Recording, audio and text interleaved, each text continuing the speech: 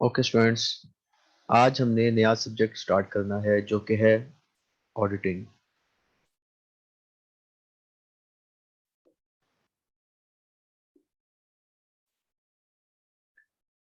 Students, auditing आपने पढ़ा भी हुआ है, आप जानते हैं। अगर आपसे पूछा जाए कि ऑडिटिंग क्या है तो आप आसान अल्फाज में कैसे बयान कर सकते हैं कि what is auditing.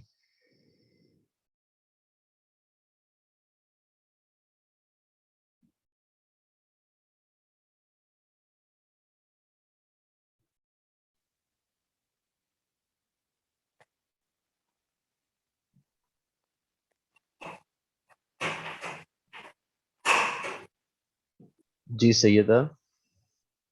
Sir audit check करना, इंस्पेक्ट करना अकाउंट्स को। ठीक है, चेक करना, इंस्पेक्ट करना, और इसमें क्या हम इजाफा कर सकते हैं कि प्रॉपर हमें समझ आ जाए कि व्हाट इज ऑडिटिंग।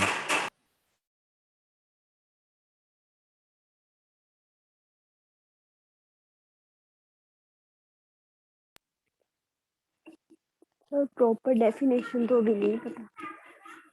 जी अफशा कंवल, इसमें कुछ ऐड करना चाहेंगी आप?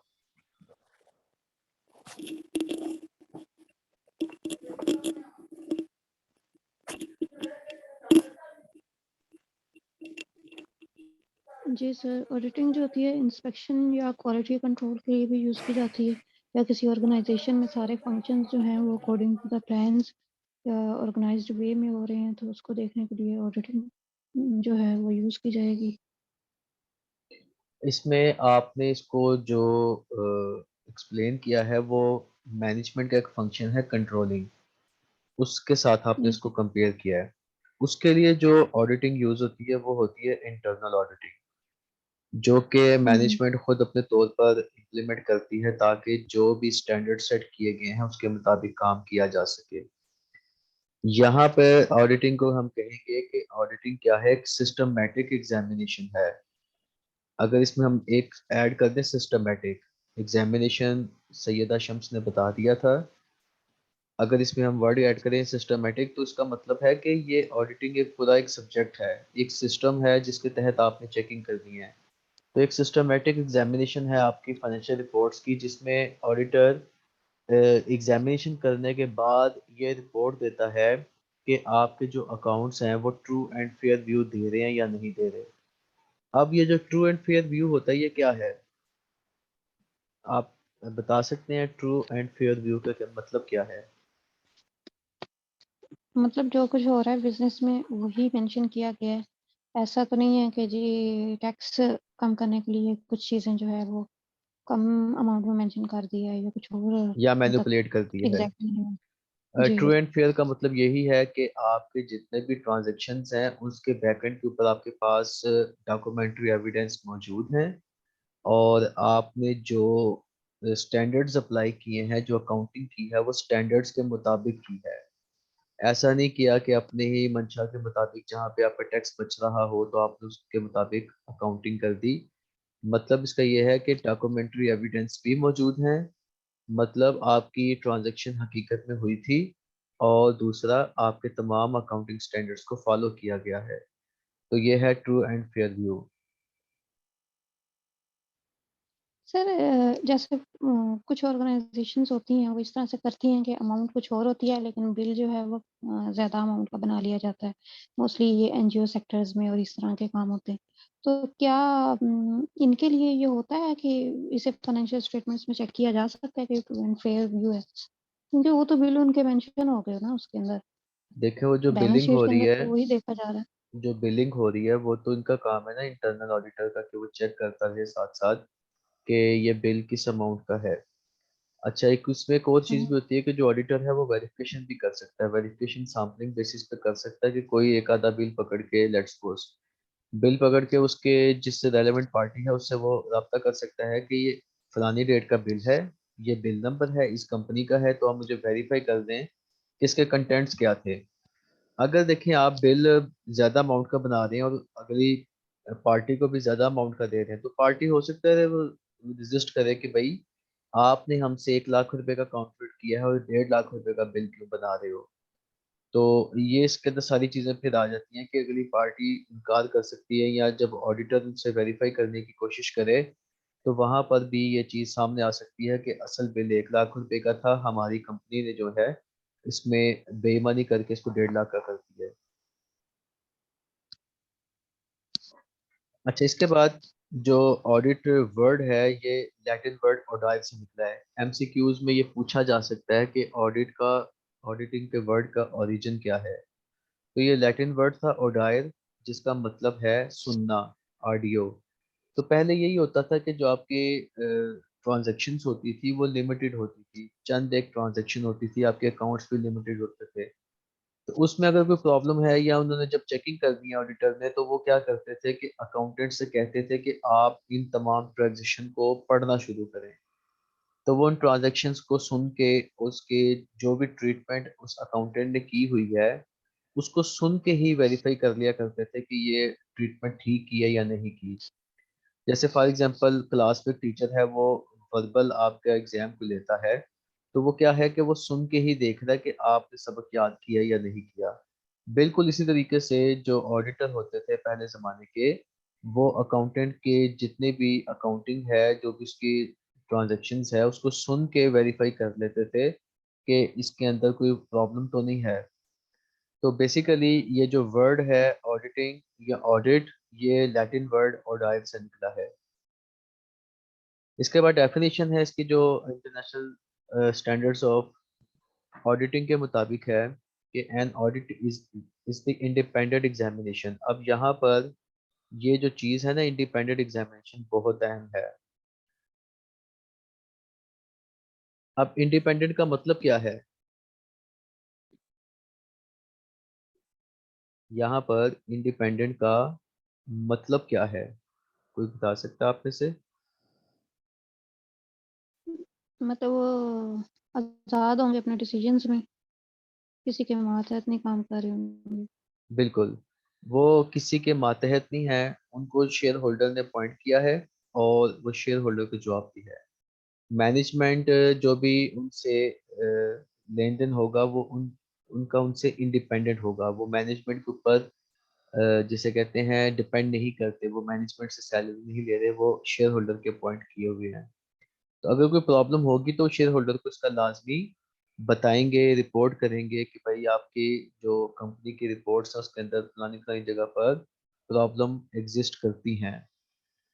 तो an audit is the independent examination of financial statements और related information of an entity, whether profit oriented और नॉट। अब इसमें प्रॉफिट ओरिएंटेड भी कंपनी हो सकती है, और जैसे आपने भी बात की एनजीओज, वो भी हो सकती हैं। Irrespective of its size, small scale business भी करवा सकता है, लार्ज स्केल बिजनेस भी ऑडिट करवा सकते हैं। लीगल फॉर्म में जो भी हो, sole proprietorship, partnership, joint stock company, government के जो इदारे हैं वो भी अपना ऑडिट करवाते हैं। When such an examination is conducted with a view to expressing an opinion thereon, तो जब उसके ऊपर आपने अपनी एक्सप्रेसिंग करनी है ओपिनियन, और शर्त क्या है, इंडिपेंडेंट एग्जामिनेशन हो, तो उसको हम क्या कहते हैं कि ये कंपनी का ऑडिट हो रहा है।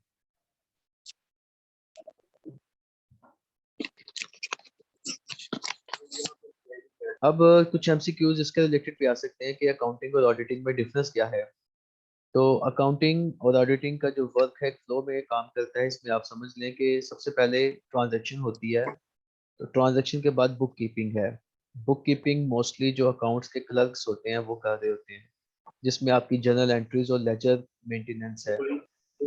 जब बुक कीपिंग एंड होती है तो अकाउंटिंग स्टार्ट होती है, और जहाँ पे अकाउंटिंग एंड होती है वहां पर ऑडिटिंग का वर्क स्टार्ट हो जाता है, क्योंकि जब अकाउंटेंट ने अपनी एंट्री मुकम्मल करनी है तो ऑडिटर उसकी चेकिंग कर सकता है। ठीक हो गया। जी सर। अकाउंटिंग में फाइनेंशियल स्टेटमेंट्स को प्रिपेयर किया जाता है, ठीक है, जबकि ऑडिटिंग में उन फाइनेंशियल स्टेटमेंट को चेक किया जाता है कि whether they are true and fair और नॉट। अकाउंटेंट के लिए कोई भी प्रेस्क्राइब क्वालिफिकेशन नहीं है। M Com, M B A, बाज़ात बी कॉम लड़के भी अकाउंटिंग कर रहे होते हैं। बाज़ात ऐसा भी होता है कि गवर्नमेंट जैसी ऑर्गेनाइजेशन है वहाँ पर बी एस किया हुआ बंदा, बी ए किया हुआ बंदा भी अकाउंटेंट है, तो वहाँ पे उनको अकाउंटिंग में क्या ज़रूरत होती है, नेशनल अकाउंटिंग मैनुअल होता है नैम, जिसके मुताबिक उसको पढ़ा देते हैं कि आपने अकाउंटिंग में बेसिकली चेक क्या करना है। क्योंकि गवर्नमेंट के इदारे में जो काउंटिंग हो रही होती है वहाँ पे डेबिट और क्रेडिट नहीं हो रहा होता, बल्कि सिंपली स्टेटमेंट्स हो रही होती हैं जो जिसको नैम के मुताबिक वो फॉलो कर रहे होते हैं। तो अकाउंटेंट के लिए कोई प्रेस्क्राइब्ड क्वालिफिकेशन नहीं है कि एमकॉम ही होना चाहिए या सीए ही होना चाहिए। हाँ, ऑडिट के लिए, पब्लिक लिस्टेड कंपनी के लिए लाजमी है कि जो ऑडिटर हो वो चार्टर्ड अकाउंटेंट हो, और पाकिस्तान में आई कैप इदारा है, institute of chartered accountant of Pakistan, वहाँ से वो पास किया हुआ हो। इसके बाद अपॉइंटमेंट है कि जो अकाउंटेंट है उसको मैनेजमेंट अपॉइंट करती है, जबकि ऑडिटर को शेयर होल्डर्स अपॉइंट करते हैं। इसमें फिर फर्दर चीज़ें भी आ जाती हैं कि शेयर होल्डर कब अपॉइंट करते हैं, आपके जो डायरेक्टर्स हैं, बोर्ड ऑफ डायरेक्टर्स, वो कब अपॉइंट करते हैं, और जो एससीसीपी है वो कब अपॉइंट करती है। ये आगे ऑडिटर वाले चैप्टर में हम पढ़ेंगे। तो फिलहाल जो ऑडिटर है वो किसके बिहाफ पे काम कर रहा होता है, शेयर होल्डर के बिहाफ पे। और जो अकाउंटेंट होता है वो किसका मुलाजिम है, मैनेजमेंट का। मैनेजमेंट इसको अपॉइंट करती है, वो उनके बिहाफ पे काम कर रहा होता है। और इसका काम क्या है, फाइनेंशियल स्टेटमेंट को तैयार करना। जबकि ऑडिटर का काम यह है कि जो ये फाइनेंशियल स्टेटमेंट्स हैं इनको चेक करना कि ये ट्रू एंड फेयर है या नहीं। रीजन रीजन ये है कि जो भी आपके प्रोस्पेक्ट शेयर होल्डर्स, आपके एक्सटर्नल यूजर जो आपकी इंफॉर्मेशन के हैं, जो आपके मौजूदा शेयर होल्डर्स हैं, उन्होंने अपने फ्यूचर के जितने भी डिसीजन मेकिंग करनी है वो इन्हीं फाइनेंशियल स्टेटमेंट्स के बेस पर करनी होती हैं। तो अगर फाइनेंशियल स्टेटमेंट्स के अंदर जो डाटा है वो गलत होगा तो उनके डिसीजन खराब हो जाएंगे, गलत हो जाएंगे। लिहाजा वो पहले चेक कर लेते हैं कि जो फाइनेंशियल स्टेटमेंट्स के ऊपर हम डिसीजन मेकिंग कर रहे हैं उसका जो डाटा है वो ट्रू एंड फेयर है या नहीं। कोई क्वेश्चन हो यहाँ तक? सर इनका जो ऑडिटर्स का काम है ये सिंपल सिर्फ जो फाइनेंशियल स्टेटमेंट्स होंगे उनको चेक करना है, इसके नहीं, अलावा तो कुछ नहीं। नहीं, उसके साथ जो उनकी इंफॉर्मेशन होती है उसको भी चेक करना होता है। देखें, जो इंफॉर्मेशन होती है बहुत इंपॉर्टेंट होती है। देखें, आपकी जो बैलेंस शीट के ऊपर कोई एसेट है वो नज़र तो आ रहा है, लेकिन उसकी एक मटेरियल इंफॉर्मेशन है कि वो एसेट काबिल इस्तेमाल है या नहीं, या वो एसेट कंपनी के इस्तेमाल में है या नहीं, उसको पर्सनल यूज़ तो नहीं किया जा रहा। ये तमाम इंफॉर्मेशन इसके साथ अटैच होती हैं। तो इस इंफॉर्मेशन को भी वेरीफाई किया जाता है कि जो भी एसेट है वो बिजनेस के लिए यूज़ हो, बिजनेस पर्पस के लिए यूज़ हो, और बेस्ट उसको यूज़ किया जाए जो उसका सरमाया है आपके शेयर होल्डर का।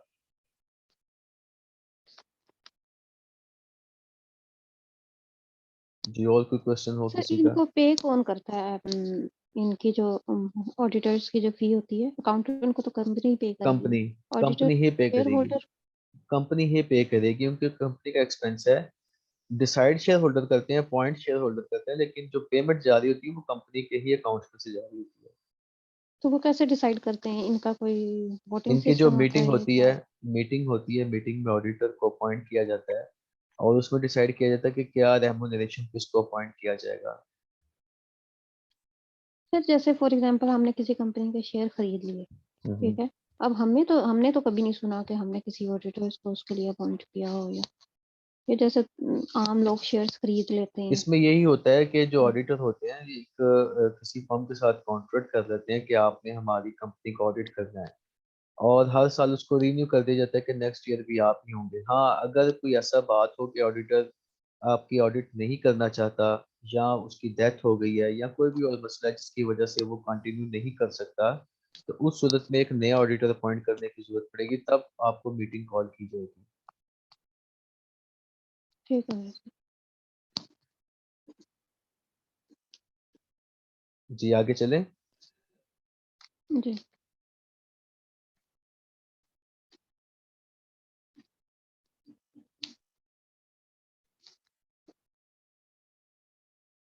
अच्छा, इसके बाद है कि जो आपका ऑडिटर है उसके अंदर क्या क्वालिटीज होनी चाहिए।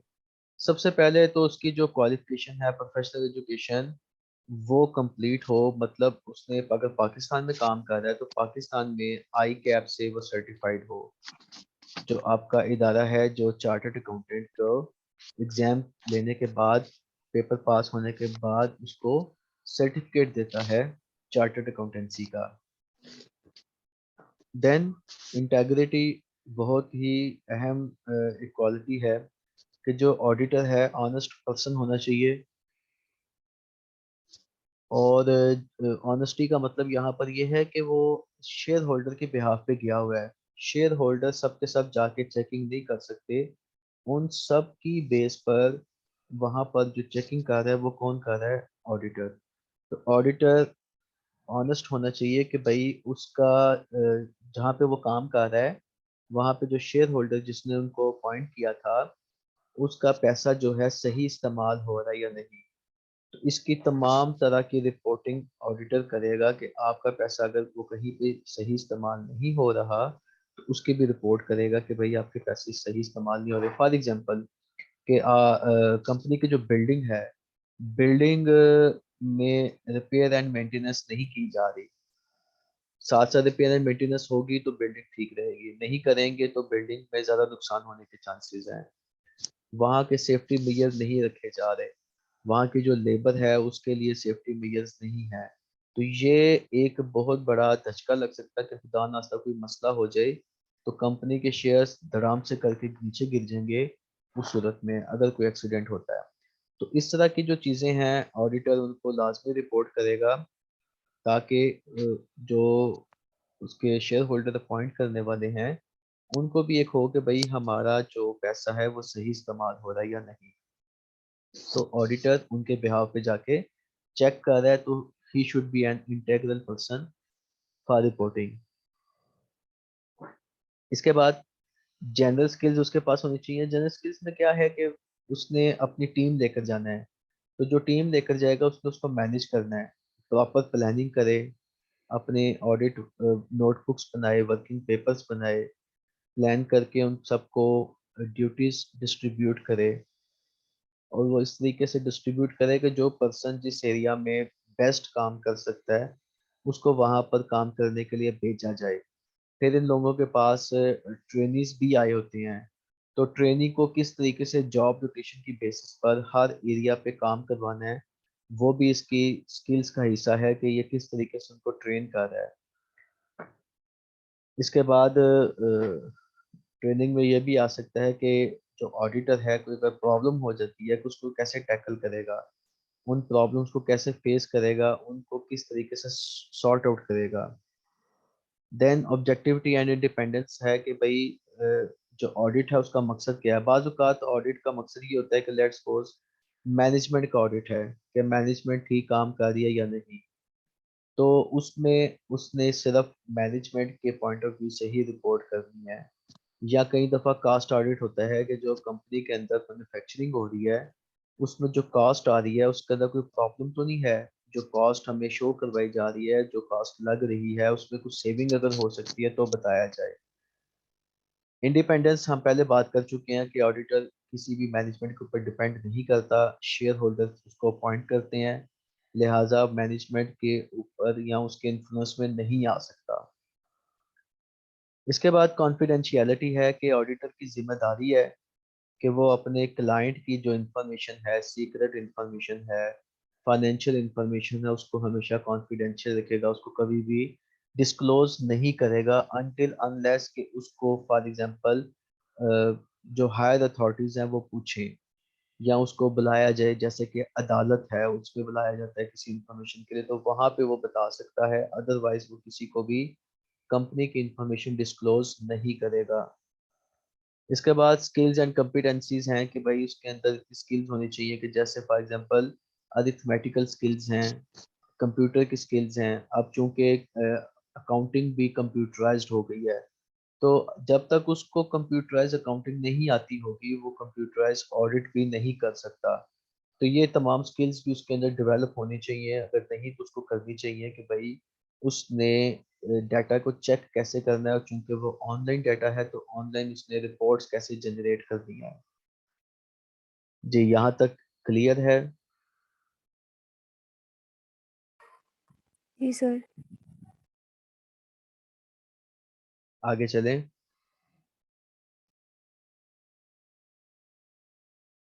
जी। अब ऑडिट के ऑब्जेक्टिव्स क्या हैं? ऑब्जेक्टिव तो काफ़ी सारे होते हैं, लेकिन मेन ऑब्जेक्टिव की अगर हम बात करें, प्राइमरी ऑब्जेक्टिव जो हैं, जो हर कंपनी के लाजमी यही ऑब्जेक्टिव होते हैं, उसमें यही है, detection and prevention of errors, detection and prevention of frauds. कोई भी कंपनी है, ऑडिटर शेयर होल्डर ऑडिटर को इसीलिए भेजते हैं कि वो वहां पर चेक करके बता सके कि कुछ ऐसी मिस्टेक्स होती हैं जो बाई मिस्टेक हो गई हैं, उसको हम एरर कहते हैं। तो ऐसी गलती जो जानबूझकर नहीं की गई, अनइंटेंशनल है, और ऐसी गलती जो जानबूझ के की गई है उसको हम फ्रॉड कहते हैं। जब ऑडिटर किसी भी कंपनी में जाके चेकिंग करता है तो कोई एरर या फ्रॉड हो तो उसको क्या किया जाएगा, डिटेक्ट किया जाएगा। मतलब पास्ट में कोई ऐसी गलती या फ्रॉड हो गया तो उसको क्या किया जाएगा, डिटेक्ट किया जाएगा, पकड़ा जाएगा। और जब पास्ट के एरर्स या फ्रॉड्स डिटेक्ट होते हैं तो जो आपके एम्प्लॉयज होते हैं वो चौकन्ने हो जाते हैं। तो आइंदा वो एरर या फ्रॉड नहीं करते, बल्कि पूरी प्रिकॉशनरी मेजर्स लेते हैं कि हमसे गलती ना हो। उसको हम कहते हैं प्रिवेंशन। प्रिवेंशन के फ्यूचर में गलती या फ्रॉड नहीं हो रहा, ये नहीं होगा। जो आपके एम्प्लॉयज हैं वो चौकन्ना हो जाएंगे। तो डिटेक्शन मतलब पास्ट के कोई एरर या फ्रॉड हैं तो वो डिटेक्ट होंगे, पकड़े जाएंगे, और फ्यूचर में उनसे बचा जाएगा, उनको रोका जाएगा। इंडिपेंडेंट ओपिनियन के ऊपर पहले भी बात कर चुके हैं कि इसका मकसद यही है कि ऑडिटर बगैर मैनेजमेंट के इन्फ्लुएंस में आए अपनी इंडिपेंडेंट ओपिनियन देगा कि आया ये कंपनी के अंदर एरर या फ्रॉड हैं या नहीं, और आपकी जो रिपोर्ट्स हैं वो ट्रू एंड फेयर हैं या नहीं, वो तमाम अपनी इंडिपेंडेंट ओपिनियन देगा। जो अपनी इंडिपेंडेंट ओपिनियन देता है, इसमें रिपोर्ट होती है जो डिफरेंट टाइप्स की हो सकती है। जैसे अगर फ्रॉड पकड़े जाएं तो वो अपनी ओपिनियन देगा, एडवर्स ओपिनियन, कि भाई इस कंपनी में एडवर्स चीज़ें पाई गई हैं, फ्रॉड्स पाए गए हैं, लिहाजा मैं अपनी जो ओपिनियन दे रहा हूँ, रिपोर्ट दे रहा हूँ इस कंपनी के हवाले से, वो एडवर्स है। मॉडल चेक्स जैसे चेकिंग चेक एंड बैलेंस होता है, ऑडिटर कंपनी में आ रहा है, चेकिंग कर रहा है, एरर एंड फ्रॉड की डिटेक्शन कर रहा है, तो जो इम्प्लॉयज होते हैं उनके ऊपर भी मॉडल चेक्स एक तरह के इम्प्लीमेंट हो जाते हैं कि वो अखलाकन भी आइंदा फ्रॉड या गलती करने से बचे रहते हैं। उनको पता है कि भाई ऑडिटर आएगा, वो चेकिंग करेगा, कोई भी एरर या फ्रॉड होंगे, पकड़े जाएंगे, तो जो भी इस बंदा जिम्मेदार है उसके ऊपर तलवार लटकती रहेगी कि भाई इस बंदे ने गलती की है या फ्रॉड किया है। क्योंकि जब गलती पकड़ी जाएगी तो यही होगा कि भाई ये गलती जानबूझ के की गई है या नहीं की गई। तो उसको प्रूव करना होगा कि गलती जानबूझ के थी या नहीं थी, अनइंटेंशनल थी, गलती एरर था या फ्रॉड था। तो वहां पर फिर ये मसले मसाइल बन सकते हैं। तो उनसे बचने के लिए जो एम्प्लॉयज हैं वो पहले से ही चौकन्ना हो जाते हैं, इखलाकी तौर पर कोई भी गलती या फ्रॉड नहीं करते कि कल को पकड़े जाएंगे तो हमारी हद तक होगी, बेइज्जती होगी, तो हम अभी से ही चौकन्ना हो जाएंगे। जी स्टूडेंट्स,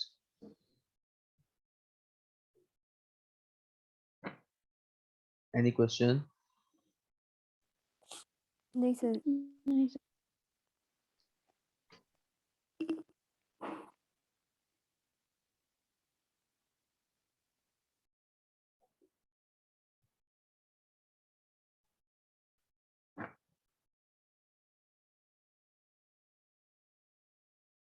अच्छा, इसके बाद हमारे पास जो है वो है ऑडिट के ऑपरेशंस। अब ये जो टिकिंग है, टिकिंग का मतलब है टिक करना, गुड करना, किसी भी चीज को निशान लगाना, मार्किंग करना कि भाई ये काम हम कर चुके हैं, ताकि जो काम किया जा चुका है दोबारा उसके ऊपर ना आया जाए, उसके ऊपर ना टाइम वेस्ट किया जाए। तो ऑडिटर जब भी कोई वाउचर चेक करता है फॉर एग्जांपल, तो उसको टिक कर देता है। ऑडिटर रेड कलर के पेन यूज करता है मोस्टली, या रेड कलर की लेड पेंसिल यूज करता है, जिससे वो वाउचर के ऊपर क्रॉस कर देता है उसको, या लाइन लगा देता है, या जो भी उसका एक निशान है वो लगा देता है, जिससे उसको पता चल जाए कि इस वाउचर को मैं चेक कर चुका हूँ, या इस लेजर बैलेंस को मैं वेरीफाई कर चुका हूँ। जैसे आप बैंक में जाते हैं कुछ चेक कैश करवाने के लिए, तो बैंक वाला उस चेक के ऊपर चेक करने के बाद कि इसमें अकाउंट में पैसे हैं या नहीं, जब उस चेक क्लियर हो जाता है तो उसके बाद उसको वो क्रॉस कर देता है ताकि इसको दोबारा यूज ना किया जा सके। बिल्कुल इसी तरह जो ऑडिटर है वो भी उन अकाउंट्स को, उन स्टेटमेंट्स को, उन वाउचर्स को टिक कर देता है कि ये हमने जो डाटा है, जो स्टेटमेंट्स हैं वो चेक कर ली हैं। इसके बाद हमारे पास कास्टिंग है कि जो ऑडिटर हैं उसके बाद चेक कर रहे होते हैं कि जो वाउचर हमने टिक किया है उस वाउचर की जो जर्नल एंट्री है और जो उसकी लेजर में पोस्टिंग है वो ठीक हुई है या नहीं। टिकिंग में आपने लेजर सॉरी अपना वाउचर लिया, वाउचर के मुताबिक आपने चेक किया कि उसकी एंट्री और उसकी पोस्टिंग ठीक हुई है या नहीं, तो उसको आपने टिक कर दिया कि जो आपने वेरीफाई कर दिया कि ये काम ठीक हुआ है। इसके बाद ऑडिटर यही चेक कर रहा होता है कि सैम्पलिंग बेसिस के ऊपर चीज़ें चेक कर रहा होता है। ऑडिटर कभी भी 100% चेकिंग नहीं कर सकता क्योंकि इतना टाइम ही नहीं होता। 100% चेकिंग आपके कंटिन्यूस ऑडिट में भी नहीं मुमकिन होती, वहां पर भी सैंपल साइज बड़ा हो सकता है लेकिन 100% नहीं हो सकता, हर चीज को चेक करना मुमकिन नहीं होता। तो ऑडिटर क्या कर रहा होता है कि ये चीजें सैम्पलिंग बेसिस के ऊपर कर रहा होता है। सैम्पलिंग उसके बाद डिफरेंट टेक्निक्स होती हैं, उसके बाद वो चेक कर देता है कि मटीरियलिटी लेवल क्या है और आपका ऑडिट रिस्क लेवल क्या है। ऑडिट रिस्क लेवल ज़्यादा होगा तो सैंपल साइज इंक्रीज कर दिया जाएगा, और ऑडिट रिस्क लेवल कम होगा तो सैंपल साइज भी रिड्यूस कर दिया जाएगा। अब ऑडिट रिस्क है क्या? देखें, आपके कुछ एरियाज होते हैं जो मटेरियल होते हैं, कुछ नहीं। कैश, कैश ऐसा आइटम है जो एब्सोल्यूट लिक्विड एसेट है और इसमें हेरा फेरी के चांसेस बहुत ज़्यादा हैं। तो जो आपका कैश का एरिया है उसकी मटीरियलिटी बहुत ज़्यादा है, उसके अंदर ऑडिट रिस्क भी ज़्यादा है। लिहाजा कैश वाली आइटम के ऊपर आपके जो सैंपल साइज है वो बड़ा होगा। और लेट्स सपोज आपके फिक्स्ड एसेट्स हैं, उसके अंदर आपके जो है मटीरियलिटी वो ऑल्दो ज़्यादा है लेकिन उसके अंदर रिस्क लेवल इतना ज़्यादा नहीं है।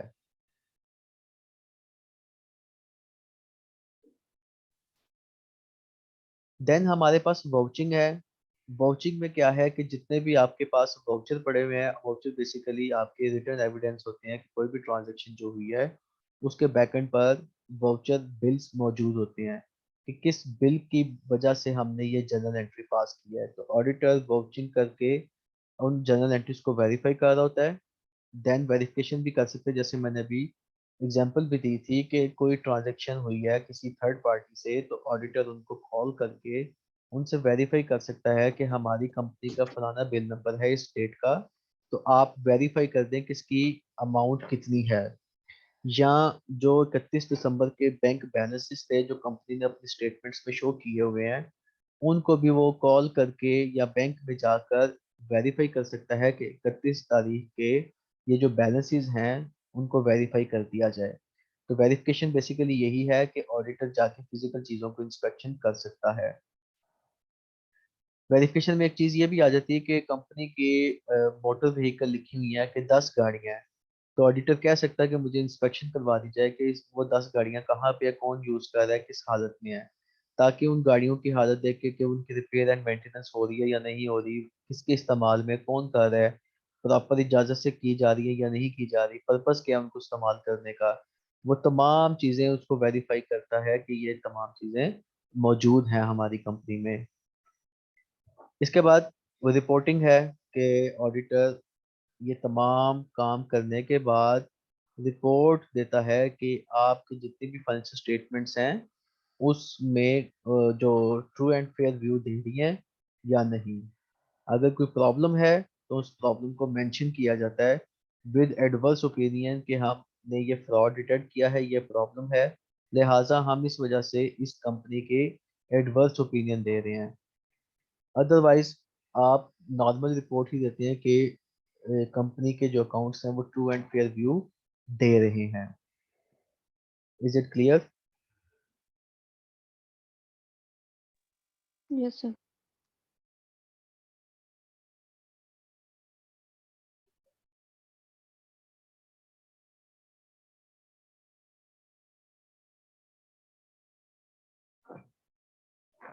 इसके बाद टाइप्स ऑफ ऑडिट हैं कि हमारे पास कंटिन्यूस ऑडिट, इंटरम ऑडिट और फाइनल ऑडिट है।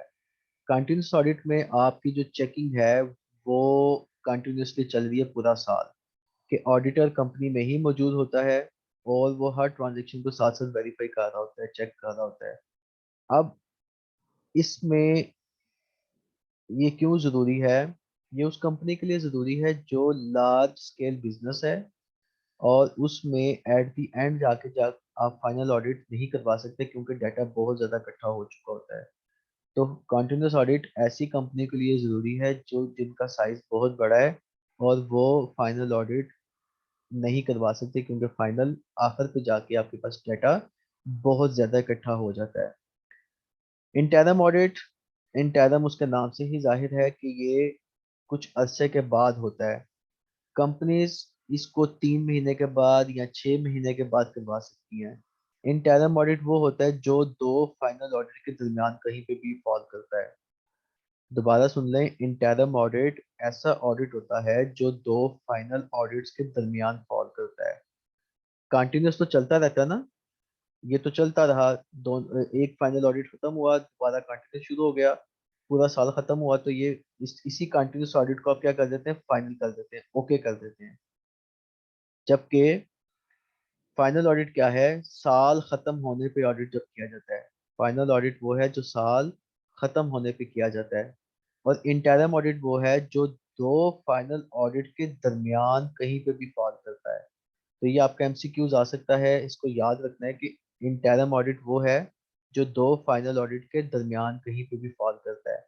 अब फाइनल ऑडिट कब हो रहा है? फॉर एग्जांपल कंपनी के अकाउंट्स क्लोज हो रहे हैं 31 दिसंबर को, तो 31 दिसंबर 2020 को जो ऑडिट हुआ था और 31 दिसंबर 2021 को जो फाइनल ऑडिट हुआ था, अगर इसके दरमियान कभी आपने किसी भी मकसद के लिए ऑडिट करवाया होगा तो उसको हम क्या कहेंगे? Interim audit. इंटरम ऑडिट होता क्या है कि पिछले फाइनल ऑडिट से लेकर उस डेट तक जितने भी अकाउंट्स हैं उनको ऑडिट करना। फॉर एग्जाम्पल एक कंपनी है वो 6 6 महीने के बाद ऑडिट करवाती है, तो जो 30 जून को ऑडिट होगा उसको हम कहेंगे कि ये इंटरम ऑडिट है, और जो 31 दिसंबर को होगा उसको हम कहेंगे ये फाइनल ऑडिट है। उसमें फायदा क्या होता है कि आपके 6 महीने की ऑडिट की रिपोर्ट्स पहले से मौजूद होती हैं। जब आप फाइनल ऑडिट करवाते हैं तो आपका 6 महीने का काम, पहले 6 महीने का काम कंप्लीट हो चुका होता है, तो आपने अब फाइनली 6 महीने का काम करना होता है। तो ये उस कंपनी में जरूरी है जहां पे आपने इंटरम डिविडेंड देना हो या आपने इंटरम डिसीजन मेकिंग करना हो। डिसीजन मेकिंग के लिए आपको रिपोर्ट्स चाहिए, रिपोर्ट्स ट्रू एंड फेयर होनी चाहिए, तो उसके लिए आप इंटरम ऑडिट करवा सकते हैं। कंटिन्यूस ऑडिट का फायदा ये है कि इसके अंदर इंटरम कराने की जरूरत नहीं, आपके तमाम अकाउंट साथ साथ कंटिन्यूसली ऑडिट होते जा रहे हैं। और इसका एक और फायदा ये है कि जैसे ही आपका ईयर क्लोज होता है, ईयर एंड होता है, तो आपकी सारा काम कंटिन्यूसली साथ साथ कंप्लीट हो गया था, तो फौरी तौर पे जल्द अज जल्द आपका फाइनल ऑडिट भी कंप्लीट हो जाता है, फाइनल रिपोर्ट आपकी बन जाती है। लेकिन नुकसान क्या है? कंटिन्यूस ऑडिट महंगा है फाइनल की निस्बत, और इंटरम फाइनल से थोड़ा महंगा पड़ सकता है क्योंकि ये आप साल में एक दो दफा इजाफी एक खर्चा है इसका। सर एक क्वेश्चन है, जी जी। एक ही कंपनी तीनों तरह के ऑडिट्स जो हैं वो करवा रही नहीं होती करवा है, सकती, नहीं करवा मतलब सकती। तीनों तरह की जो और जो कंपनी है फाइनल ना, क्लोजिंग हो रही होती है जैसे बैंक्स में, और जो जो जी फाइनल क्लोजिंग हो रही होती है वो फाइनल ऑडिट होता है मोस्टली, जैसे बैंक्स में जी क्लोजिंग जी होती है या जी एंड पे जी, कंपनीज की क्लोजिंग हो रही होती है। बिल्कुल बिल्कुल वो फाइनल ऑडिट होता है। और जैसे बैंक्स है ना, बैंक्स में बहुत सारे ऐसे और भी अगर हैं जो ऐसे लेके कंटिन्यूस ऑडिट चले, करवा देते हैं, वो कंटिन्यूस ऑडिट करवा देते हैं, उनका आखिर हम्म, पे जाके फाइनल रिपोर्ट बनाने में आसानी होती है, फौरी तौर पे बन जाती है। क्यों? क्योंकि उनके अकाउंट साथ साथ ऑडिट हो चुके होते हैं। और एट अ टाइम दो ऑडिट हो सकते हैं, यानी एक इंटरम हो गया और एक फाइनल हो गया। हो सकता है, इंटरम इसमें कोई और ऑडिट। ऑब्लिगेशन तो नहीं है कि नहीं नहीं नहीं नहीं, बिल्कुल नहीं। अगर आप एक बार आपकी हाँ, आपकी जरूरत के ऊपर डिपेंड करता है। जो पब्लिक सेक्टर कंपनी है उसके लिए फाइनल ठीक करवाना लाजमी है। ये वाला जो फाइनल ऑडिट है ये कंपलसरी है, स्टैट्यूटरी है, ठीक है, बाई लॉ जरूरी है। जबकि ये ठीक वाला हो गया। दो करवाने, ये आपकी जरूरत के मुताबिक आप करवा सकते हो, अदरवाइज ये जरूरत नहीं है।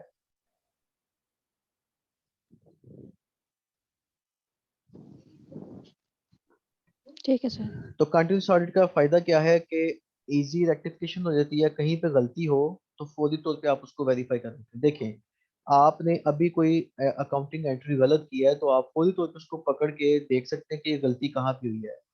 अगर आप दिसंबर में ऑडिट कर रहे हैं फॉर एग्जांपल और गलती थी फरवरी की, तो उसको डिटेक्ट करना आसान है या मुश्किल है?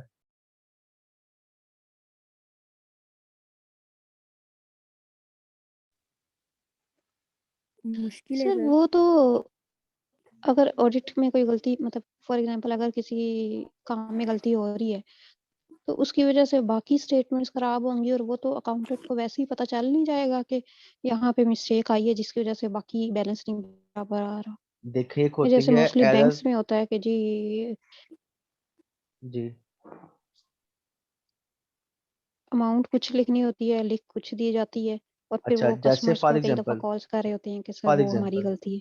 फॉर एग्जांपल आपने सेल्स की जी थी, लेट्स सपोज 5,200 रुपए की, ठीक है, और आपने एंट्री कर दी 2,500 रुपए की। जब आपने एंट्री में डेबिट भी 2,500 किया और क्रेडिट भी 2,500 किया, तो फिर तो आपके अकाउंट्स में कोई फर्क आएगा ही नहीं। लेजर आपके इक्वल आएंगे, ट्रायल बैलेंस इक्वल आएगा। उस सूरत में कैसे पता चलेगा? तो कई दफा ऐसे होता है आपकी गलतियां साथ साथ चलती रहती है और डिटेक्ट नहीं हो पाती, या और अकाउंटेंट उनको उसी वक्त रेक्टिफाई नहीं करता। ऑडिटर ने फाइनली जब आना है तो उसने कब आना है? उसने एट द एंड आना है। तो एट द एंड जब आएगा तो उसके लिए मुश्किल होगा उसको डिटेक्ट करना कि ये गलती कहाँ पर असल में हुई थी। जबकि कॉन्टिन्यूस में जब ऑडिटर वहीं पे मौजूद है तो वो फौरी तौर पे डिटेक्ट कर लेगा कि गलती कहाँ पे हुई है, तो आसानी से उसको रेक्टिफाई कर लिया जाएगा।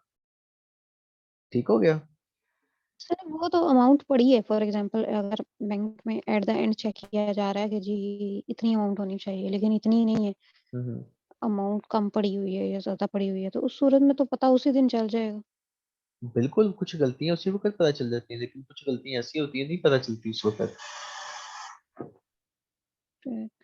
चांस है ना? ठीक है। हम्म फिर एक कंटिन्यूस हम्म ऑडिट अगर हो रहा है तो आपकी जो फाइनेंशियल स्टेटमेंट्स हैं वो जल्दी कंप्लीट हो जाएंगी, प्रॉपर अटेंशन मिलेगी आपकी रिपोर्ट्स को, और आप इंटरम डिविडेंड कभी भी अनाउंस कर सकते हैं। 3 महीने के बाद, 6 महीने के बाद अगर आप डिविडेंड अनाउंस करना चाहें तो आप कर सकते हैं। जबकि यहाँ पे इंटरम डिविडेंड आप कर सकते हैं जब आप इंटरम ऑडिट करवाते हैं। फाइनल ऑडिट जहाँ पे होता है वहाँ पे इंटरम डिविडेंड डिक्लेयर नहीं कर सकते, वहाँ पे फाइनल डिविडेंड ही डिक्लेयर हो सकता है। इंटरम में फाइनेंशियल जो रिपोर्टिंग है उसकी टाइमिंग इससे कम होती है फाइनल से, कंटिन्यू से थोड़ी सी ज़्यादा होती है, क्योंकि इस पे काम आपने 3 महीने या 6 महीने तक किया होता है। और ये आपको ऑडिटर की सजेशन के साथ साथ कंटिन्यूस में भी मिल रही होती है, इंटरम में भी मिल रही होती है, फाइनल में भी मिलती है, लेकिन फाइनल में at the end of the year मिलती है। तो ऑडिटर की सजेशन साथ साथ मिलती रहेंगी